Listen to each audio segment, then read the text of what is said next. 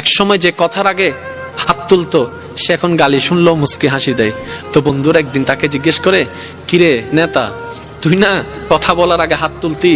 তখন সে বলে, পাগল ছিলাম তখন তুলেছি, বুঝতে পেরেছি ওই জগতে কিছু নাই, আল্লাহর প্রেমের ধৈর্যের জগতে অনেক বড় নিয়ামত আছে।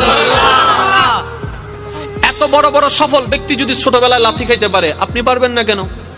আর সবার কথা বাদ দেন, ও নবী, আপনি শুধু একবার বলতেন জিবরাইল উল্টাই দিত, আপনি বললেন না কেন?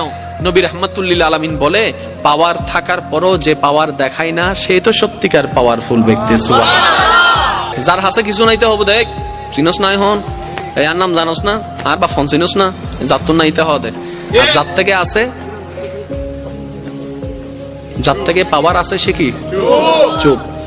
যার থেকে সত্যিকার ক্ষমতা থাকে সে কখনো কথা বলে। আপনাকে গালি দিল, আপনি উল্টা গালি দিলেন, ধৈর্য ধরলেন। কিন্তু আপনি যদি বলতেন, দিলে দাও গা, আমাকে গালি দিছো দাও গা, সে উল্টো ভাবনায় পড়ে যাবে, কি রে কারে গালি দিই, সে তো লড়ে না। সত্যি করে বলেন তো, আপনাকে কয় মিনিট গালি দিতে পারবে? একবার, দুইবার, তিনবার। গালি কখন ঝগড়া হয় জানেন? একটা দিয়েছে দুইটা দিলেন, দুইটা শুনে তিনটা দিয়েছে চারটা দিলেন, এভাবে কিন্তু বাড়তে থাকে। এবার সে আপনাকে একটা দিল, আপনি হাসলেন, সে দ্বিতীয়বার দিল, আপনি হাসলেন, সে তৃতীয়বার দিল, আপনি হাসলেন, শেষ পর্যন্ত সে নিজে লজ্জা পেয়ে ওখান থেকে চলে যাবে। চতুর্থ গালি আপনাকে দিতে পারবে না, সে যদি আকলওয়ালা হয়।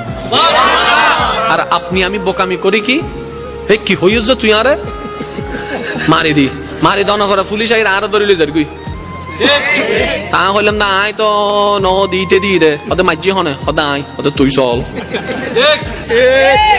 আমি কি বুঝাতে পারছি কথা? আফটার অল আমরা নিজেরাই নিজেদের ক্ষতি করছি। যদি আমরা ইসলামের ফর্মুলা গুলাকে একটু ঠান্ডা মাথায় বসাইতে পারি, সফলতা আপনার কাছে, সফলতা আপনার কাছে।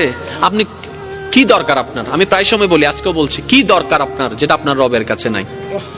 এমন একটা জিনিস দেখান আপনার দরকার যেটা আপনার রবের কাছে নাই, আপনার রব দিতে পারে না। আপনি বলবেন যে না, এমন কোন আমার চাওয়া নাই যেটা আমার রব পূরণ করতে পারবে না, আমার সমস্ত চাওয়া আমার রব পূরণ করতে পারে। তাহলে এবার এই কথাটা শুনে নেন, যেহেতু আপনার চাওয়া সব রবে পূরণ করতে পারে, আপনি রবের হয়ে যান না, রবের হয়ে যান না, রবের হয়ে যান না। কোরআনের ভাষায় বলতে গেলে সিবগাতাল্লাহ, আল্লাহর রঙে রঙিন হয়ে যান, আল্লাহর রঙে সেজে যান, আপনার কিছু কমতি হবে না। আপনি যদি পাহাড়ের গুহায় বন্দী হয়ে যান, জগৎ বলবে আমরা কেউ চিনি না তাকে, জগৎ বলবে খুঁজে পাচ্ছি না তাকে, আপনি বলবেন কাউকে পাচ্ছি না, রবে বলবে বান্দারে চিন্তা করিস না, লা তাখাফ, ভয় করিস না, ইন্নাল্লাহা মানা। সুবহানাল্লাহ। আপনার পক্ষ থেকে যেন কোনো অত্যাচার না হয়, বলেন আপনার পক্ষ থেকে কোনো অত্যাচার